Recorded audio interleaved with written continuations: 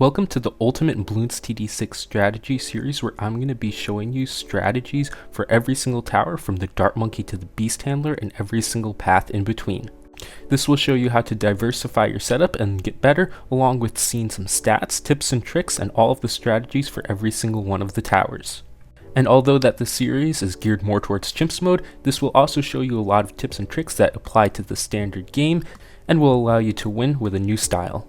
Alright, so we got the other Alchemist. The brew video was a total woozy, so let's go on to something more simple, which is going to be the total transformation, the middle path Alch, with the transforming Tonic and the unstable concoction. So the concoction is a very unique damage support type thing. Nothing else is like that in the game, really. The transforming Tonic is a late game damage additive and mid game damage ability, and the total transformation is late game ability based damage. It's kind of like the Super Monkey Fan Club, a little bit different, and there are an ungodly amount of stats. This isn't all of them. I switch it out here. That chart right there is kind of the big important thing for the unstable concoction that just shows you how much damage it does. We'll talk about that later. The transforming Tonic, on the other hand, is a really cool tower. I think this is like the MVP of this list. They all are really cool and do some unique things. The total transformation, on the other hand, is a tower that not a lot of people use, but is also really cool. You can do some crazy funky things. It's just a really fun tower to use, and I think it's way better than the Super Monkey Fan Club, and I'll be showing you how to use this guy on Chimps, on Cargo Chimps actually, later too. So now let's take a look at the cross path. So you're either going to go 1XO or OX1. The top path increases pierce, bottom increases attack speed.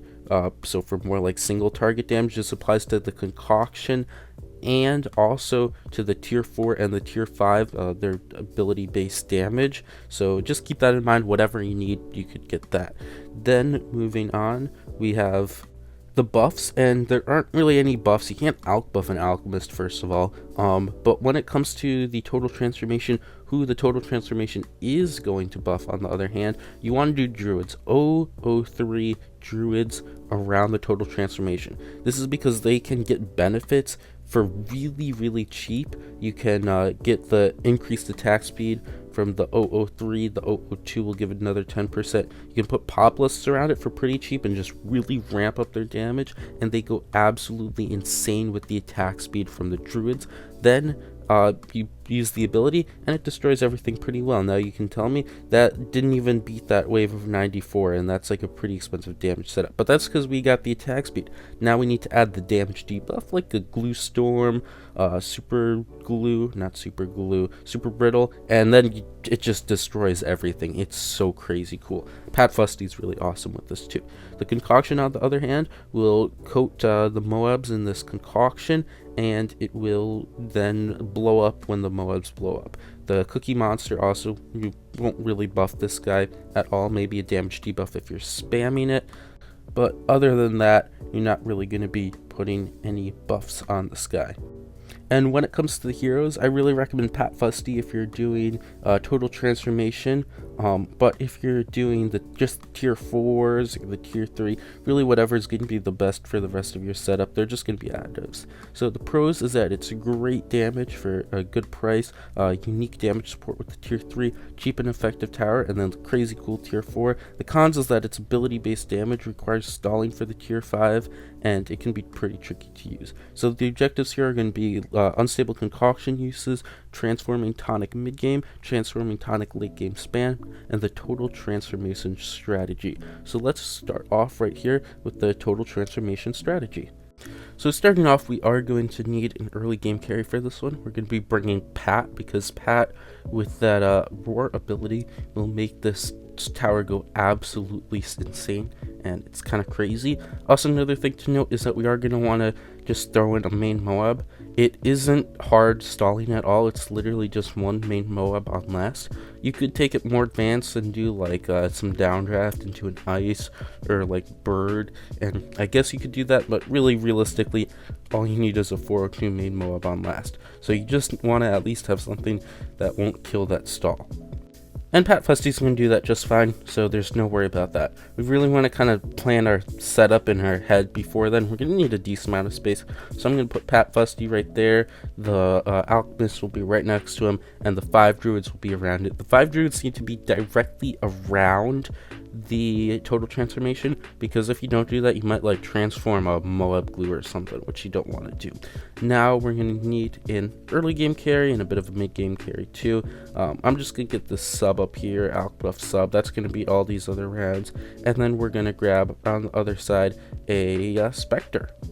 So this is going to be really cool. This guy got a buff recently. The one really weird thing about this is that the projectile lifespan of these darts are now 1 second. So if it's like kind of far away, which is really the most optimal place to put it, then they'll disappear before they even hit the target. So you need to kind of set the ace farther away, but not like super far away. It's kind of weird, just a spot in between. And also, hello Violet. Violet just opened my door to come into my room. Say hi to Violet. She is being very cute and is extremely hairy right now. I also said you don't want something that would kill a stall, and this I guess will kill a stall, but it doesn't have to be, if like it's not going to be doing an insane amount of damage, it's kind of fine. You just need to wait for the abilities to come back. If you're on a longer map and you set all your stuff up at the end, like if you're on Cornfield or if you're on off the coast and your setup is all the way at the end, you don't even need a stall because the ability is just going to come back before everything else comes back. So it's not like it's going to be too bad, but if you have something like a Spectre and a hero that's going to kill your stall, then you're on a shorter map, it's probably going to be a bit of an issue. So just keep that in mind. It's really not too crazy. I'm going to set up a double discount right here. I'm going to kind of pre-place all these druids, just make sure everything fits, and we'll kind of, maybe I should have made a little bit more room with the discounts, or you could do just a single discount and with like drums and have a decamo option. If you could do that, that might be good too. I think maybe getting both of the discount villages in might be a little bit tricky. Anyways, we're gonna have that transforming tonic. That's gonna help out a lot. I typically am gonna want to get a tower with higher pierce-ish, so Spectre's a good option because concoction can lead to some big rushes. So you're just gonna keep that in mind, but we're gonna be doing good. You also can use the transforming tonic in the mid game to help save up. The ability's really strong. And now once we get that, we're gonna get all of the druids around it to 003, no further, or else they won't be transformed. I'll grab a Moab glue up there at the top, and as long as we have all 5 of them around the transforming or total transformation, then only those guys will get transformed. They're going to be transforming the closest ones, so that's all good. And now if I want, I can add some extra stuff. We could add some support. I think a Sabo is definitely really good to put in there in case some stuff is kind of leaking through. On this map, round 91 was really tense, so that was a bit. But we could also get some Popless druids to help out. A damage debuff with the Glue Storm would work out really well, or just some more stalls, some more support in case the ability timing goes bad. When you use the ability with Pat Roar, everything's just absolutely destroyed, which is pretty darn cool. So you could just kind of like use that to destroy everything once the ability is open. So Pat Roar plus like a few Popless, the embrittlement, just a tier 4, and then that's destroyed, and then you get everything else to kind of help out. And then you need that 402 main Moab on last. That's going to get my ability back for like 97, 98, and then back for 99 again, so I kind of don't have to worry about that. 100, sometimes you will need like a first strike because you might not have the ability coming back unless you do like a more sophisticated stall, but there I was able to just like get it back like further into the track but still blast the thing open like it was nobody's business. So that was pretty cool. And I had a decent amount of cash bear to still work with. It's really fun strategy. It might be a little bit tricky to get off your feet, but it is really cool if you want to check it out. Anyways, let's take a look at the concoction. The concoction can be a pretty good tower, but you don't really see it. And that's because you don't see it a lot, and that's because it has a downside. You can really coat a lot of stuff and make a ton of explosions that deal a lot of damage to Moab Bloons, but it has the downside of creating these large rushes that towers with moderate to low pierce get absolutely overwhelmed by. So you can see that it's throwing the concoction down, and just like these big rushes of Moabs and come out, which does a lot of damage. like 71,000 damage on round 98 alone, which is absolutely insane. So when you're using this guy, you can do a lot of damage, but you need high pierce towers. So like that Glaive Lord right there was doing very well. It can handle all of those insides. Well, it was only just those 2 towers on 98, so it didn't handle all of them, but if you put it with a proper setup, you would be a-okay, and that unstable concoction would be doing a lot of damage, and you get some cleanup. So it's kind of like you can use it to help out do some single target damage ish. Well, not really single target damage. It kind of does like a weird thing where it just damages a lot of more so the BFBs into Moabs, kind of that. It will cut RBE. That's what I meant to say. So it's like a more of like an RB cut, not exactly single target damage, but it's really cheap, and if you have a high pierce tower, you can get it, and it will really help out a bit, which is pretty neat. So now I'm going to be looking at this very cool, unique, and interesting approach that is just going to involve spamming transforming tonics. So if you saw, you could kind of use the transforming tonic in the mid game to help you out some ability based damage, and it does some good stuff in the late game, plus you'll get the concoction too.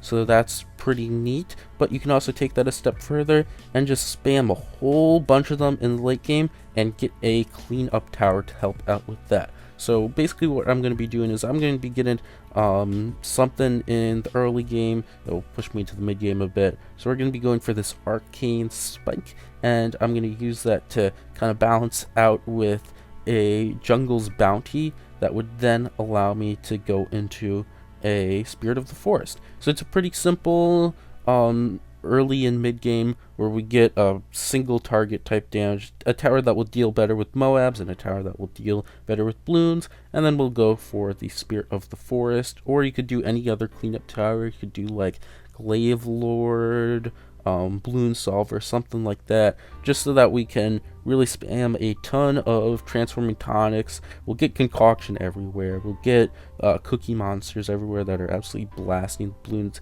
The cookie monsters do great single target damage, which is really nice. So we're gonna have that. Anyways, this mid game is gonna go pretty chill, and we're going to get up the Spirit of the Forest sometime in like the 70s. So here it's gonna be, we're gonna get that Spirit of the Forest, bam, on round 72 if I can notice it, or I'm probably distracted watching YouTube videos while recording this. So we'll get that Spirit of the Forest, and then from there I might just throw in another discount because that will probably save me some cash, and we'll get a whole bunch of cookie monsters. With this, we're just going to support it with, like, you could do an Embrittlement and a Glue Storm. I think that's really basic. It's going to help out a lot. The Glue Storm definitely will do a lot more damage, or will allow these guys to do a lot more damage. It's going to be good. And then you might need something for round 100, like a Spike Storm or a First Strike even. For the hero, you could just do kind of whatever, really. Just something that does damage might be fine. It doesn't necessarily have to be cleanup, because we're going to be getting like a good big tower that's going to be specialized in cleanup, like the Spirit of the Forest here, like Bloon Solve or something like that. If you get a tower that isn't necessarily specialized in cleanup, you probably are going to be leaking a bunch of random stuff that you don't really want to leak. But with that, we're all going to be good, and once we get a few of these cookie monsters up, you can start hitting the abilities. With a ton of cookie monster abilities, you don't really care about ability timing, unlike with the total transformation, where ability timing is a pretty big deal. You can't be like using your abilities at a bad time, even when you have a 402 main Moab on last, kind of stalling out a bit. You really need to be careful about the ability timing. Here, you don't. You can just press some abilities. You'll have some more coming up too. They're relatively short. We also could use our hero ability. I brought Etienne, so we'll pop out that UCAV here and there. And Etienne also allowed me to not really care about camo, which is pretty cool. Most of the time, I'd probably just throw in a decamo option or decamo or camo village. If you do a camo village, you'd have to really plan things out so you could fit everything in there. In this case, I didn't really have to do that, so I did not do that. The what is it? Those discounts are kind of off to the side-ish. But anyways, just using those abilities, everything's going down. Use them with the Glue Storm, it's kind of over. And with so much concoction, you're gonna deal a lot of damage with the concoction too, which is really nice. It's a really cool strategy that actually works out pretty well. I was able to very easily take out this game on downstream chimps. The only thing is that round 99 got kind of close there. I'd recommend maybe putting in one Sabotage Ninja maybe to help out with the fortified DDTs. Other than that, pretty cool. Thanks for watching. If you want to help out the channel, you can check out these new videos, like and subscribe for more content, support the channel by becoming a member, and joining the Discord to chat with the community. Bye!